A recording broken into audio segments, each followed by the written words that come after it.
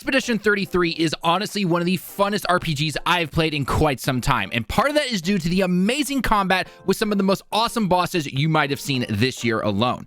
So we here at Direct Gaming have the perfect guide for you on how to take on Évêque. Apparently this means bishop in French, so sorry if I mispronounced it just a little bit. This guide is going to be broken down into 3 parts. A look at our loadouts and characters, including which Pictos and Luminous we have along with stats and how I built out my characters. Then we're going to go into an in-depth look at the boss and how to handle the attacks and how to best deal damage. Then finally, a full run of the boss fight sped up a tad to show you how to use everything you have learned in real time. Let's get started. Now, this boss is technically your first real boss fight since starting the game, so best prepare for a good fight. Starting with the main character, Gustav, I have Dodger and Burning Shots for my Pictos, a new skill called Powerful, and for my Luminous, it's going to be the same as the Pictos. Finally, for my weapon, I attached Lancium, simply because it's stronger. For Lune, I have Critical Burn and Augmented Attack for my Pictos. The reason for these is because it allows for higher speed and some extra defense in terms of the stats that I get, while giving me the crit chance on burned enemies, which she can do pretty easily. For skills, I added Healing Light along with Earth Rising, while my Luminous is going to be the same as my Pictos. As for my weapons, I equipped Elytrium as it was simply stronger. Again, it's still pretty early game, so nothing too crazy. All right, let's get into the actual boss fight itself. Now, this boss battle introduces you to the concept of shields. If a boss or an enemy has a shield, it will not take any damage until all the shields are removed. Simply attacking, though, can remove the shields. 1 attack per shield. So if you have a move that does multiple hits, that'll take down multiple shields. So before we get into the attacks, make sure you free aim and hit the weak point of the boss like here on screen to take out 2 shields with 1 attack. This can be very helpful in the beginning. When it comes to the attacks of the boss, it loves to cast spells. It will do a basic attack with no elements, but it looks like the attack of an earthbender from Avatar: The Last Airbender. The attack will individually attack each character once, then attack both of you at the same time. You can either dodge or parry these, but I do recommend trying to parry them if you have the timing down. Side note, the single attacks can sometimes go for the same character twice in a row instead of going for each one, so while it was rare for me to see this, I wanted to mention it in case you saw it. Throughout the battle, the boss will also summon minions. To take care of these little guys, you can free aim to hit their weak spots and take them out pretty fast. Using something like Earth Rising can take them out no problem after you hit the weak spots with free aim. The boss also does have a couple of hand-to-hand attacks as well. The timing on these can be a little tricky though, as the boss will jump literally right in front of you, but then move super slowly with the giant spears.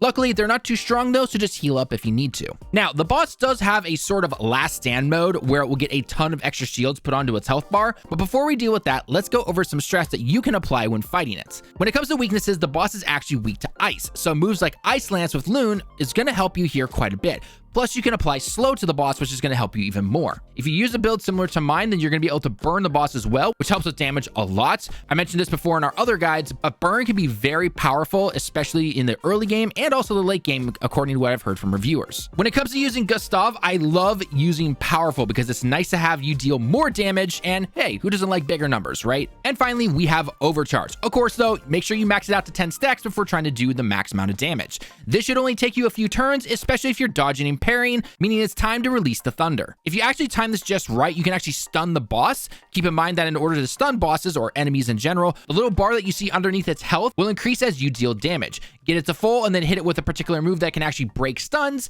and Bob's your uncle. Now, when it comes to the last stand portion of this boss fight, the boss is going to gain about 8 shields, meaning that you need to remove all of them before you can actually finish the boss off. If you happen to have leftover AP that won't leave you with nothing to use, then it might be a good idea to use free aim to knock off more shields. The boss is also going to start a charge up move that takes a few turns to reach 100%. Not sure how the attack actually works and if it'll actually attack you, because I was actually able to defeat the boss before it could get this move off. So let me know in the comments below what this attack actually does if he does it to you. Other than that though, this boss isn't terribly too hard. Luckily, his moves don't do too much damage, but just keep an eye on your health all the same.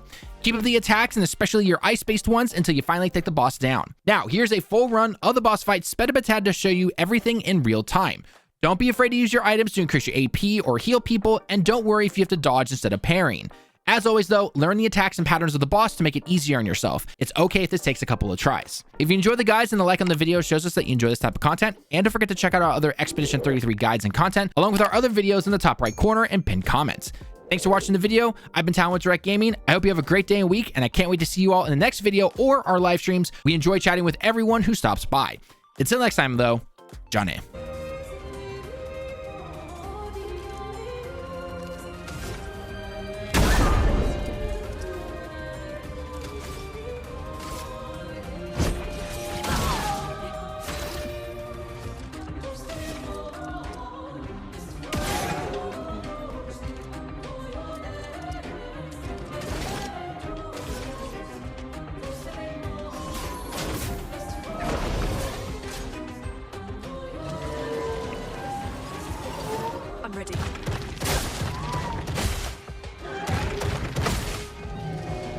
sustain them.